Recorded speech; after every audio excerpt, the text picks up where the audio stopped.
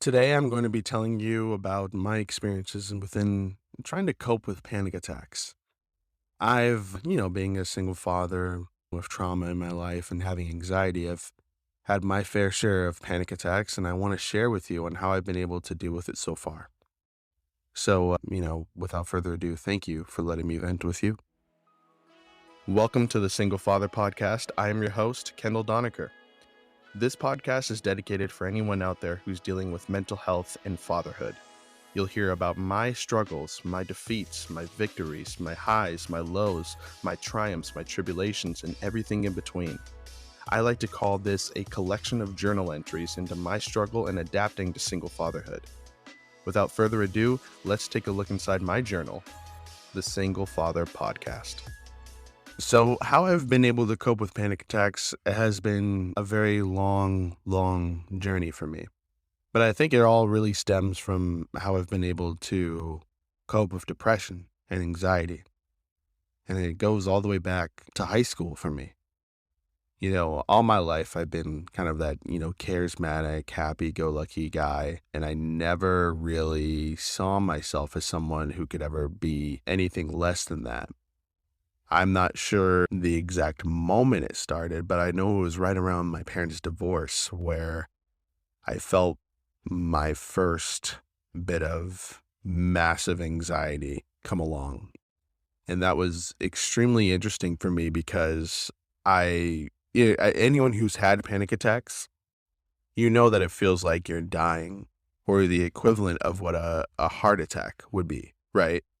So when I had my first panic attack, I was 100% certain that I was dying and I was, having a heart attack.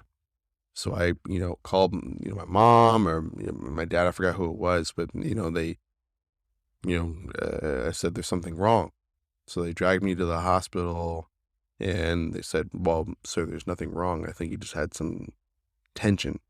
And I'm like, well, what does that mean? Well, you've had a panic attack. And I'm like, no. There's something wrong with me. You don't understand. There's something wrong. Like there is physically something wrong with my heart. I can feel it. You don't understand. I was getting pissed off. And then my mom brought me to another doctor. They said the same thing. So you're just having a panic attack.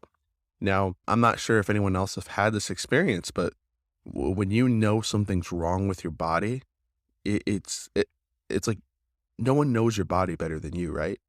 So I kind of got pissed off by everyone telling me it's just a panic attack. I didn't know what that was. Anxiety, I don't know what that was. I'm the happiest person on earth.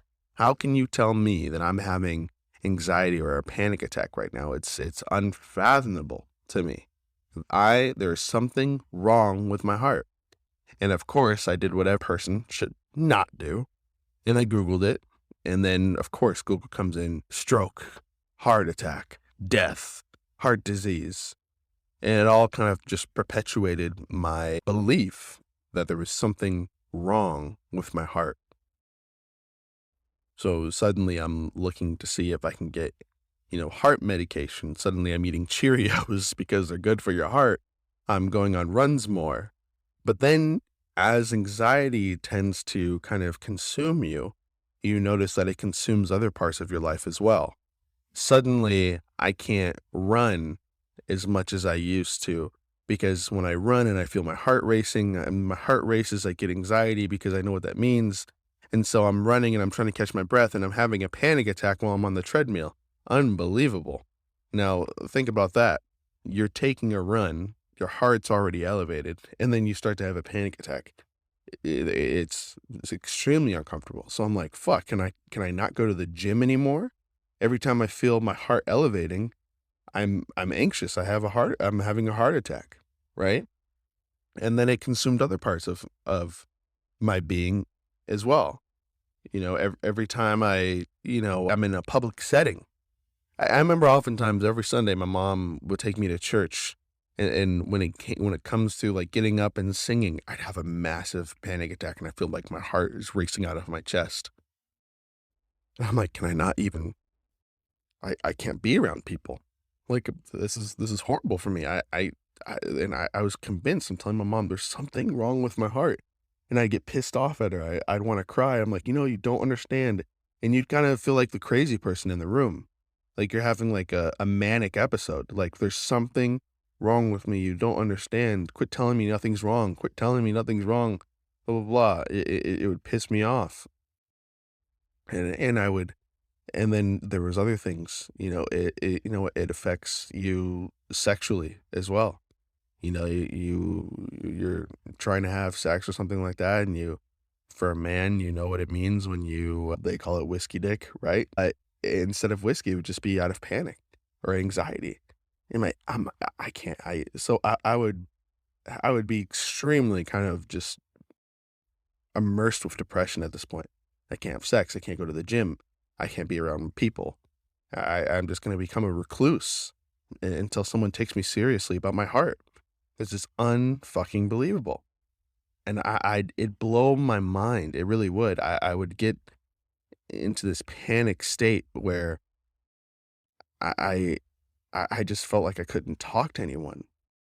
And so everyone's telling me, "Oh, man, like just smoke more weed, right?" Especially that's what you do in high school. You just smoke more weed. And around high school, I don't really know the first time that I've ever smoked weed. I don't remember that moment, but I do remember in high school, I was very comfortable smoking weed. No problems at all. Made me feel great, blah, blah, blah, just like everyone else. But there came a moment where out of nowhere, during my kind of panic, I'm smoking with friends, and then boom, I had the most massive panic attack, anxious thing you could ever imagine. And I'm like, well, that was weird. I hope that doesn't happen again. Then the next time I smoke weed, boom, happens again. I feel like I'm dying. The next time it happens, even worse. I feel like I have to call the ambulance. My friends had to physically restrain me from calling the ambulance on myself because I felt like I'm having a heart attack. Now, again, when you are convinced that you're dying in this panic state, there's nothing that could convince you out of it. Every single time I have a panic attack and feel like I'm dying and need to go to the hospital, it ends and I'm fine. Every single time. And yet every single time I say, no, no, no, this is it. This is it. I'm really dying this time. And then I'm fine. And then the next time, no, no, no, no, this is it. This is it. I'm really going to die this time. I can feel it. And then I'm fine. And yet, even though I know I'm going to be fine, every single time I'm convinced that I'm dying. And that would happen all the time, especially when I smoke. So I remember one time I'm smoking weed with my friends, and they just, restraining me or not, they could not convince me of it. I called the ambulance. I said, I am fucking dying. I need to call the ambulance. I need to go to the hospital. I know myself. And I was so convinced of it. I convinced my friends of it too. Like, man, damn, maybe maybe he really does need to go to the hospital, But as they heard the ambulance came, they scattered. And they watched me from afar get in the ambulance truck. And the worst part about it is, as soon as the ambulance came and they were speaking to me, I felt myself getting more calming down more and more, relaxing more and more. It's almost as if their presence calmed me down and calmed my heart down. And every single time they would say, and when you say every single time, you called an ambulance more than once? Oh yeah, I did. I did. There would be times where I would sit there with my eyes closed and be like, come on, you went through this every single time. You're fine, you're fine, you're fine, you're fine.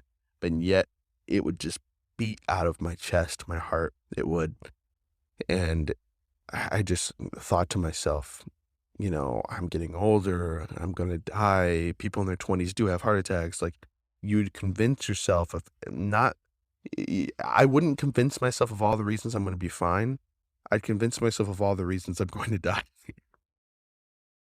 So there'll be a few times I've called the ambulance on myself. Not anymore. I've got a better control over that. But yeah, there's been a few times where I had to call the ambulance, and every time they came, my heart calms down and they say, hey, you're elevated, but you have plenty of air due to your age. I do no heart history. I think you're fine, dude. And that would happen, And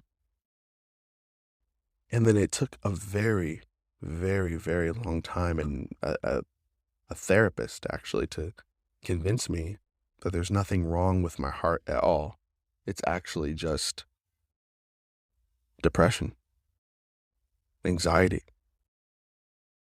And I needed to figure out how I deal with some of these issues. It was eye opening. I remember that. The moment where I finally accepted that there was nothing wrong with my heart and that it was just anxiety. It was a surreal, I mean, look up the definition of surreal. It was a surreal moment for me. It really was.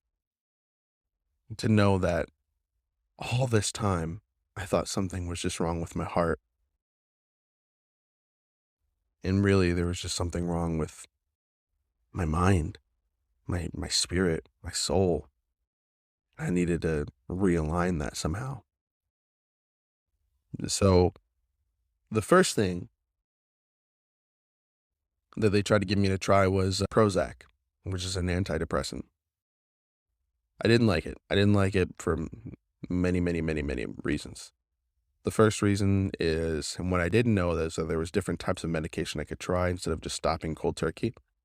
What I didn't know is that, first of all, the side effects, some medications more than others have side effects. The side effect that I was on is I would have a headache when I woke up in the morning from the medication. I would feel more tired than usual. Well, first of all, any type of serotonin or anything like that, antidepressant for men, it means that your sexual arousal doesn't come so, how do I say it? It means you don't have like a huge sex drive when you're taking these types of medications. For a man, again, you guessed it. You can't, you don't usually get hard because you're not really into it, you know? So that was a little bit difficult for me because I'm a 22, 21-year-old guy that, wants to have fun. So that was one of the main reasons I stopped. And the other reason is when you start to feel happy, or again, you think, hey, I can just stop this medication. And then when you stop, it makes you feel weird and blah, blah, blah. It's kind of like, have you ever had an what do you call it? An antibiotic. When you have an antibiotic, they tell you, hey, even if you start to feel better, keep taking it because the symptom or whatever can come back, if you have like strep throat or something like that, right? So even if your throat feels better, keep taking it because it could come back if you don't finish the round, right? So every time I started to feel happier on these medications, I would just stop cold turkey. And, it made me feel horrible and blah, blah, blah. So I just stopped. I'm like, hey, I'm in college. I can't have all these symptoms and side effects. So the next thing they helped me with was they gave me Xanax. I've always been someone who is afraid to die, clearly, with the anxiety that I have. So I've never been someone who messes around with pills, and I've never been, to be honest, the only thing I've ever done in my life is weed. I've never done shrooms. I've never done coke. I've never done anything like that. I've always felt like acid, Molly, I've always felt like if I do it once, I'm going to die for sure. Like the anxiety, I know that my elevated heart rate could not be, it would just fuck me up. You know what I mean? If you haven't heard about Anchor by Spotify, it's the easiest way to make a podcast with everything you need in one place. Let me explain. Anchor has the tools to allow you to record and edit your podcast right from your phone or computer. When hosting on Anchor, you can distribute your podcast on listening platforms like Spotify, Apple Podcasts, and more. It's everything you need in one place. And best of all, Anchor is totally free. Download the Anchor app or go to anchor.fm to get started. So I've never been one to mess around with things that could kill me. So I remember I got prescribed Xanax and all my friends were happy. They're like, oh man, give me some Xanax and things like that. They're like, Xanax makes you feel amazing. To me, that was kind of confusing because when I took Xanax, yeah, you feel super fucking chill, but I it I couldn't do anything, right? I'm just slumped. I didn't feel like going out on a date. I didn't feel like going to the gym. At the time, I was a really big gym guy. I'm like, I can't go to the gym like this. I can't do shit. If you take Xanax, you're just a fucking, you're slouched. And that's always how I felt. So I really didn't like taking Xanax just because I'm not able to do anything. And I didn't really like relying on it. It was always kind of scary. Like, let's say I have like a fucking drink or something like that, and I need a Xanax, and hey, I was drinking, and I just don't like messing around with things like that. So that wasn't it for me. Meditation, I've always had a problem with meditation, even though I'm desperately trying to get into it now. Just sitting there on my knees or on my ass and just kind of sitting in one spot, clear my mind. I feel like when I do that, I invite more things into my mind, not less. It's kind of just, you know what I mean? The only thing I could really do is kind of just force myself to go to the gym. So I would force myself desperately to go to the gym. I'm like, I'm going to be the biggest gym rat in the world. I'm going to just take it easy. I'm going to just try to go on little walks, little runs here and there, and just force myself to really get into it. And that was the thing that kind of worked for me, is going to the gym. And I noticed that the healthier and the more active I was, the less anxious I felt. And I cut out things in my life that made me anxious. I remember, anyone who follows this podcast, that I've had an issue with my parents. So, hey, no more parents. I'll cut them out, right? And just kind of leave that out of my life. No more weed, I don't care whether I'm not the cool guy in the group. I'm not going to smoke weed with you guys because it makes me anxious, right? That was a struggle because I'm in college, right? But I cut it out. No more weed. I drank a little bit more, which, hey, you're in college, so I kind of justified that. But I would work out and I would just feel mentally better, right? And then I remember more things came along with that. I remember, I couldn't go on runs, but I remember the more active I was in the gym, I could go longer on the treadmill without feeling like I'm going to have a panic attack. I remember I could go to church or be in a social setting where I'm not kind of panicked by everyone around me. I noticed that, some things that would give me panic attacks before were suddenly less likely to do so just because I'm more active. And I was meeting with my therapist, and she says, the people you hang around with are like good food and bad food. The better the people are, the better they are for you, and vice versa.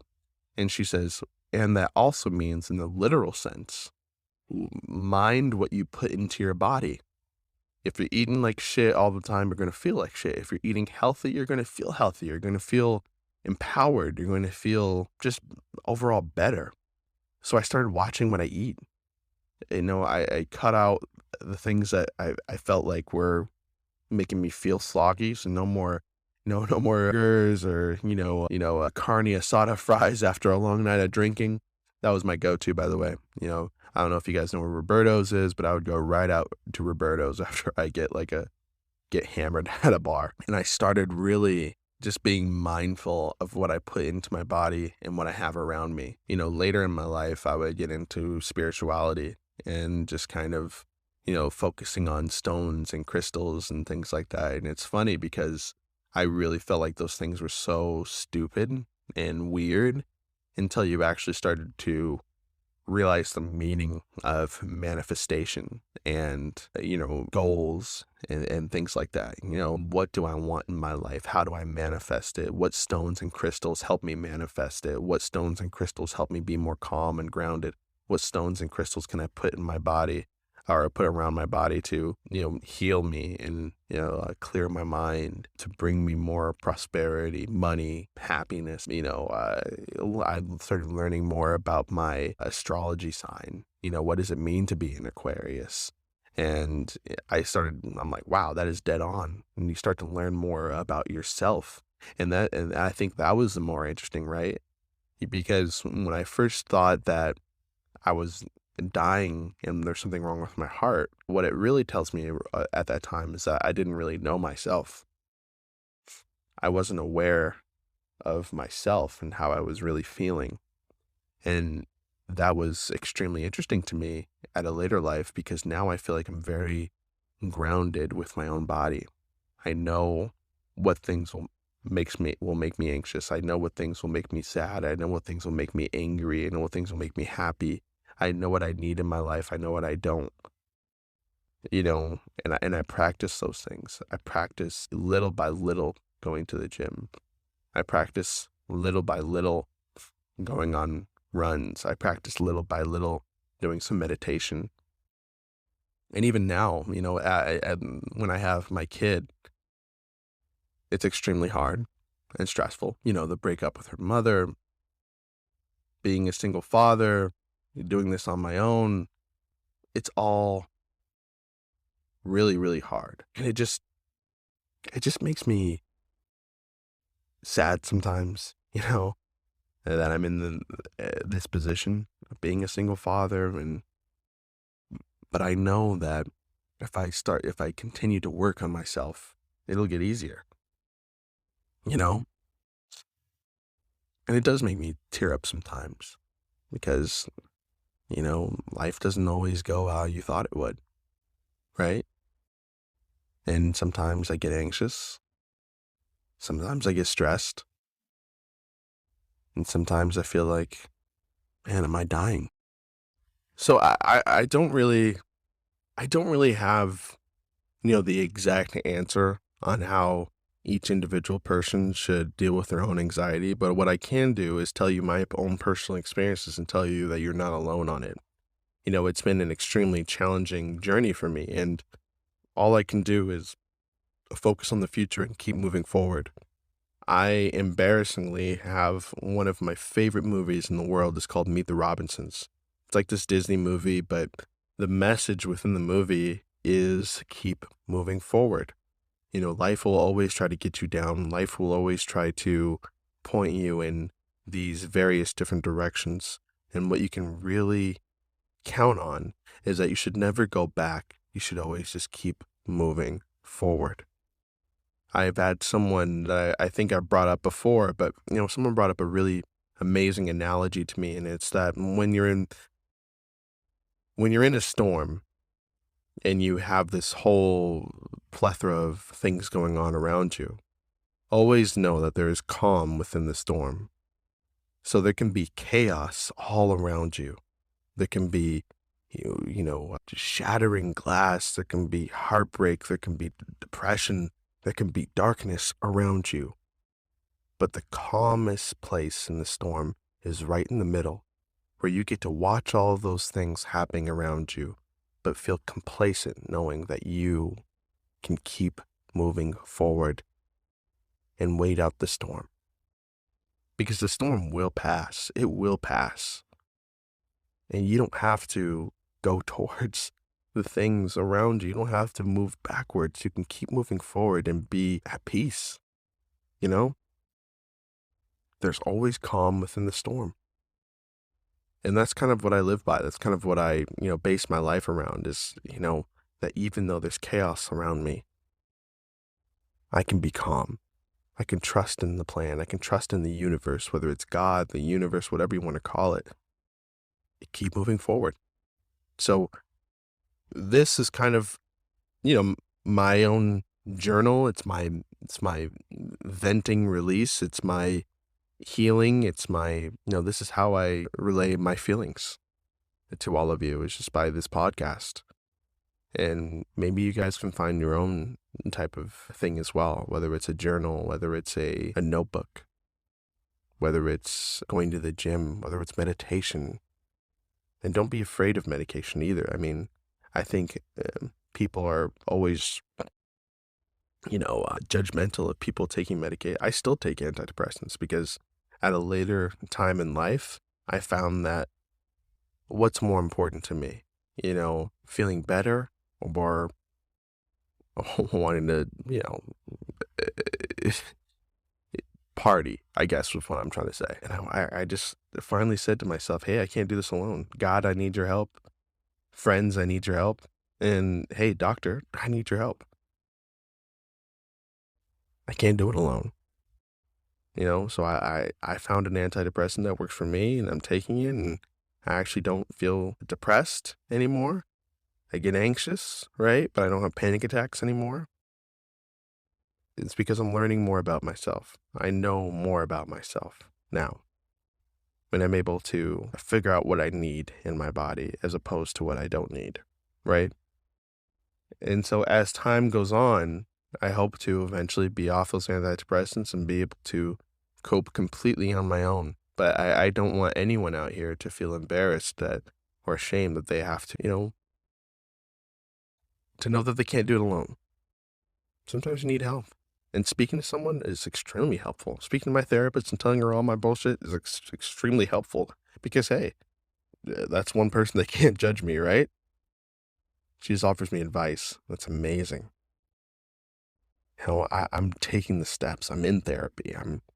I have my outlet, this podcast. I have the people around me. I have the good people, the healthy people around me. My daughter makes me feel good. Life makes me feel good, It's just because I keep moving forward. Even if things get in my way, I know that the storm will eventually pass. And that's what allows me to be calm within the storm. So I don't know if that was necessarily helpful as it was just kind of sharing my story, but hopefully it brought comfort to anyone who's listening. Please go ahead and I don't usually do this and I should start. Please follow us on our social media pages. You can follow me personally at Kendall Donaker on Instagram. Please follow the podcast at the Single Father Podcast. You can also follow us on Facebook as well. Like, subscribe, share, leave a comment. If this episode or any episode resonated to you, comment, like below, please. It really helps the podcast grow. Thank you to everyone who's been supporting me. And, without further ado, thank you for allowing me to vent with you.